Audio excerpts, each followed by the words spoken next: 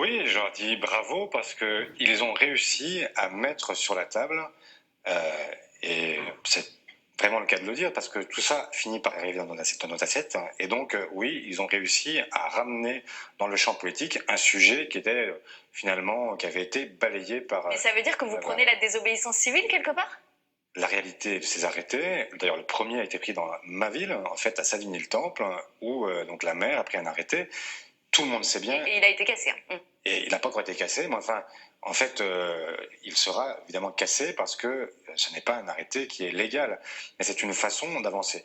On avait déjà avancé dans la précédente législature. Rappelez-vous, en fait, en 2014, dans les souvenirs, 2015, nous avions déjà adopté en fait un changement de règles, puisque à proximité des écoles, des hôpitaux, des crèches, des parcs, de tout ce qui permet, enfin, tout ce qui met en relation des personnes vulnérables, enfants ou malades, on avait déjà interdit l'usage d'épandage de pesticides. Donc il y a une évolution qu'il faut prolonger maintenant, et c'est vrai qu'il faut le faire aussi à proximité des habitations, et il faut aller, et c'est là l'objectif que poursuivent vos apiculteurs, il faut aller vers la fin tout simplement des Et pesticides. c'est quoi, 150 mètres ou c'est 5-10 mètres pour vous, comme le dit le gouvernement? 5 ou 10 mètres, je crois que tout le monde a compris que c'était assez cosmétique. 150 mètres, j'entends ce que disent les agriculteurs en disant qu'aujourd'hui 150 mètres, ça veut dire qu'on fait disparaître un tiers des parcelles en France, et donc c'est trop. Donc il y a comment est-ce qu'on applique le principe de précaution? Comment est-ce qu'on fait surtout pour accompagner les agriculteurs en fait dans ce changement? Comment est-ce qu'on les emmène vers l'agroécologie? Parce que je les comprends, pour eux c'est une perte de rendement évidemment. Pourquoi est-ce qu'on utilise des pesticides depuis des décennies? Tout simplement parce que ça a permis de faire en sorte que l'Europe soit le grenier du monde et qu'on puisse développer une agriculture intensive. Et donc, quand on renonce à ces usages, forcément, on renonce à une productivité qui nous mettait champion du monde. Donc, il faudra passer à autre chose, et effectivement, il faut les accompagner pour ça. Mais c'est vraiment aux maires de jouer les lanceurs d'alerte. Ils sont élus au suffrage universel. Ils ont le droit, comme ça, de bafouer la législation en vigueur. Vous soutenez la mairesse qui veut jouer qui dit on est des lanceurs d'alerte? Je pense qu'il y a des moments où effectivement il est du devoir, ils savent très bien, enfin ils enfreignent la loi. euh, Bah qui- oui.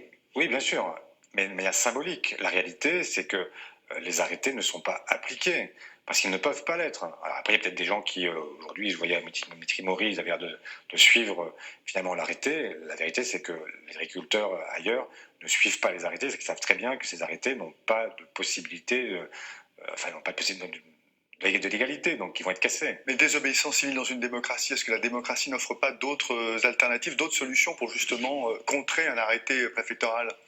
Il y en a d'autres, mais il arrive aussi que on puisse se permettre de. Parce que là, on remonte les communautés contre les communautés. On le voit bien dans ce reportage, paysans contre habitants, mères de famille contre agriculteurs. Effectivement, les enjeux sont différents pour eux, mais est-ce qu'il ne faudrait pas essayer Que doit de... faire le politique, finalement, pour concilier tous ces contraires?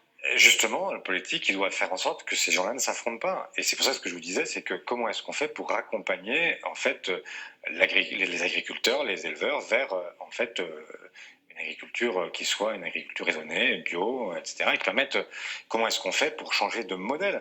La question, en fait, enfin, elle est quand même, enfin, c'est quand même à la fin, c'est ça. C'est qu'est-ce que vous êtes prêt à donner à vos enfants, qu'est-ce que vous êtes prêt à manger, qu'est-ce que vous êtes prêt à accepter. Sauf que les scientifiques, ils sont pas tout à fait clairs là-dessus, notamment sur le glyphosate. C'est pas prouvé scientifiquement à 100% que c'est cancérogène.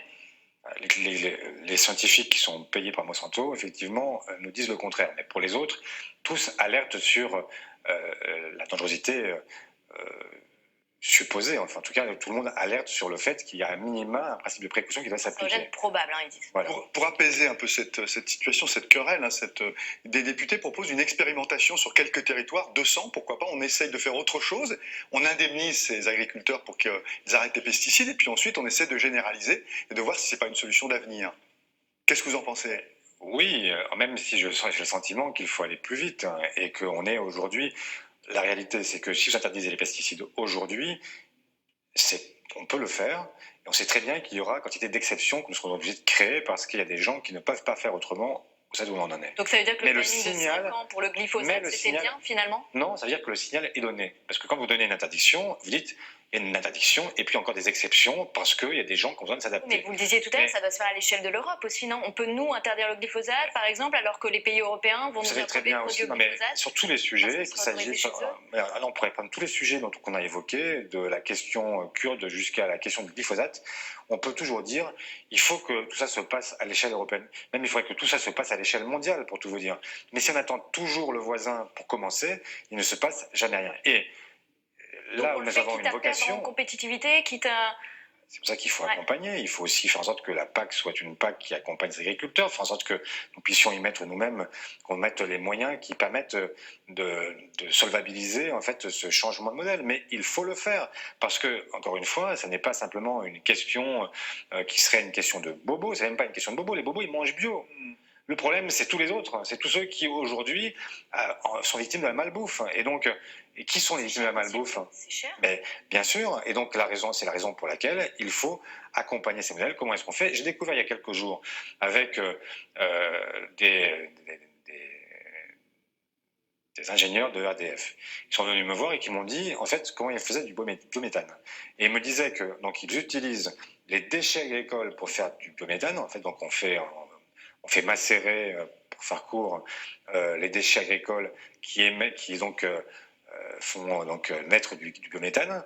Ce biométhane est capté et ensuite les déchets sont renvoyés vers les territoires agricoles et ils me disent que, miracle, eh bien, en fait, cette opération est non seulement vertueuse sur le plan du gaz, Surtout mais financièrement, c'est une source de revenus importante pour c'est eux. une source de revenus complémentaire pour les agriculteurs, mais miracle, c'est que quand ils réutilisent ensuite les déchets qui viennent en fait de l'usine de traitement, eh bien ces déchets-là permettent d'éviter les pesticides parce que ça a les mêmes vertus. Est-ce que tous ces sujets, à manger bio, à interdire les pesticides, doivent-ils nourrir un programme politique plus global? Et est-ce que c'est votre intention, est-ce que c'est votre dessein de faire ça, d'englober toutes ces questions qu'on vient de survoler ici avec ce sujet, pour en faire un projet politique pour le pays? Oui, mais à une condition, c'est que ce soit socialement acceptable. C'est-à-dire que vous ne pouvez pas demander aux gens d'arbitrer entre en fait leur niveau de vie et puis leur assiette. Et c'est exactement ce qui s'est passé avec les Gilets jaunes. Les Français, ils sont tous acquis à l'idée qu'il faut émettre moins de gaz à effet de serre, mais vous ne pouvez pas leur dire « Ok, mais vous n'allez plus au boulot ». Donc, comment est-ce qu'on fait pour rendre tout ça acceptable?